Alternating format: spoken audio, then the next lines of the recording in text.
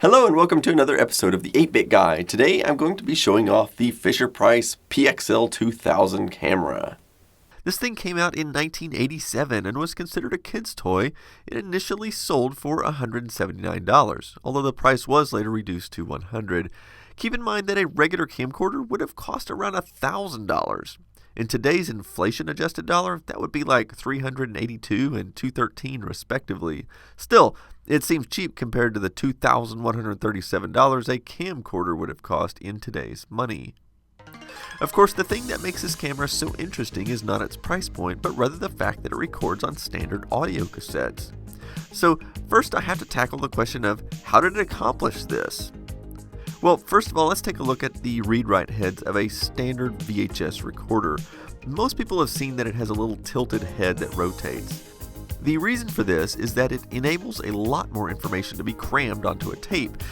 You see, the head writes a single frame of video diagonally like this across the tape. This allows the tape to move at a much slower speed than would otherwise be necessary.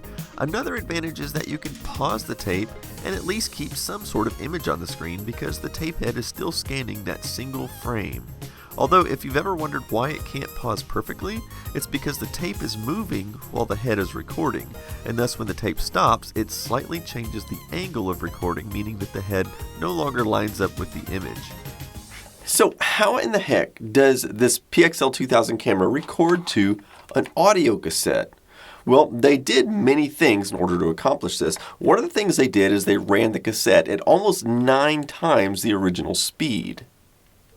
In fact, when I press play on this tape, you might think it's in fast forward, but this is actually the speed that it moves. The downside of this is that you can typically only fit 3 or 4 minutes of video on each side of the tape. So what's worse is that the noise from the high-speed tape mechanism is about all you can hear from the built-in microphone when you're recording.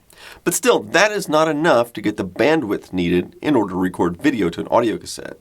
Other sacrifices had to be made. So they got rid of color. This is a black and white camera.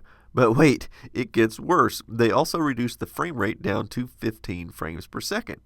Okay, still not the end of the world, but it gets worse. The resolution is also reduced to 120 by 90 pixels. Say what? In the end, you're left with a picture that's pretty bad.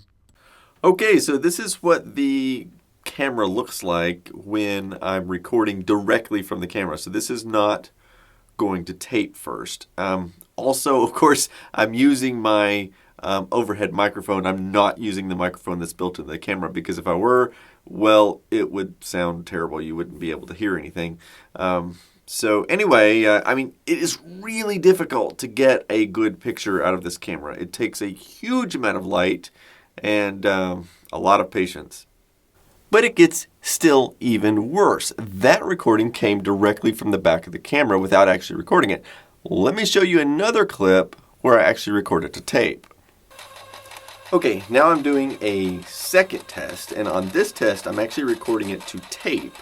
So hopefully you'll be able to see the difference in the video quality from what it looked like direct from the camera and what it looks like now coming right off the tape.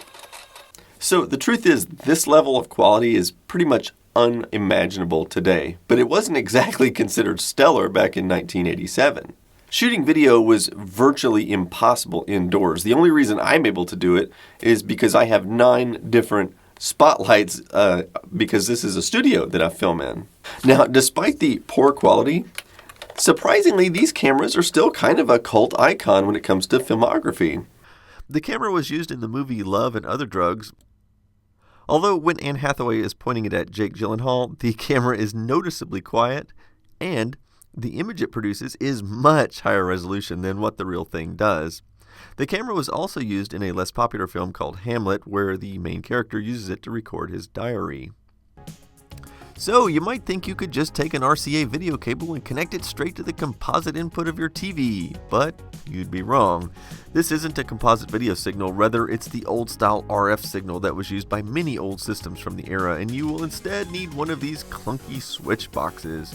Originally, these switch boxes had these 2 terminals like this that would just screw straight down on the back of your television, but my TV is actually slightly newer and uses the coaxial F-type connector, so I need yet another adapter to make this happen.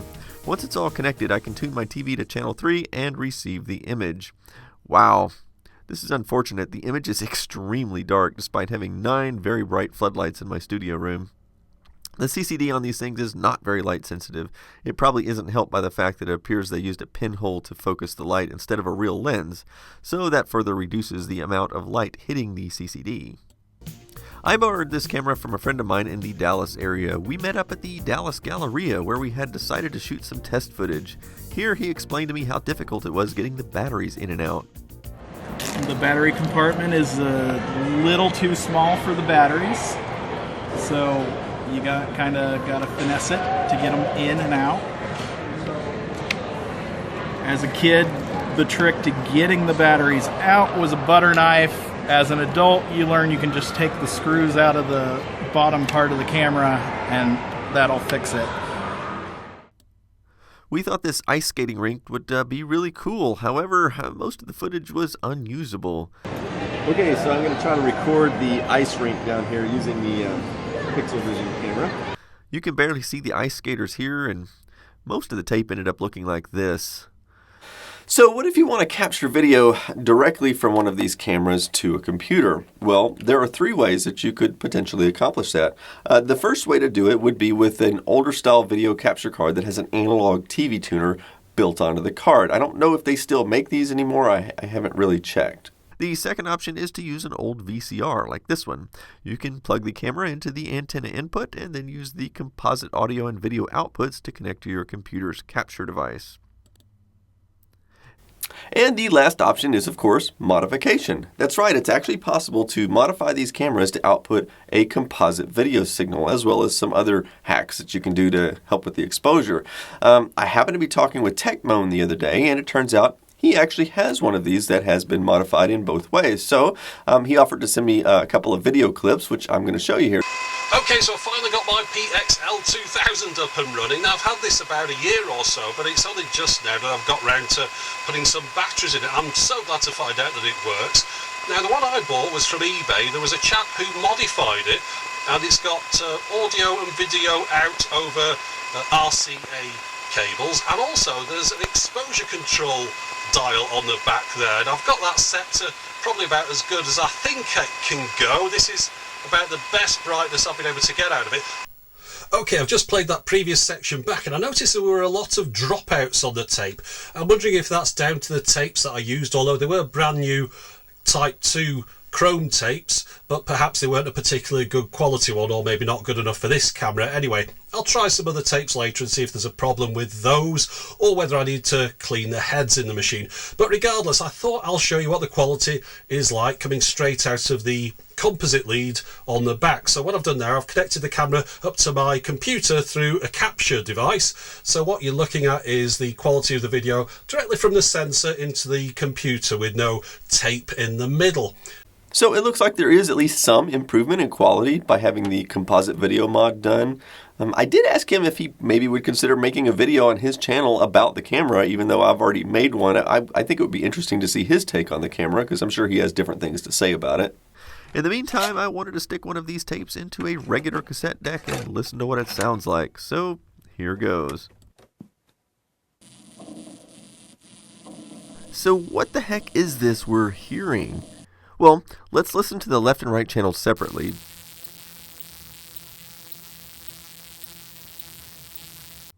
So this is clearly the video signal, but what on earth is this sound?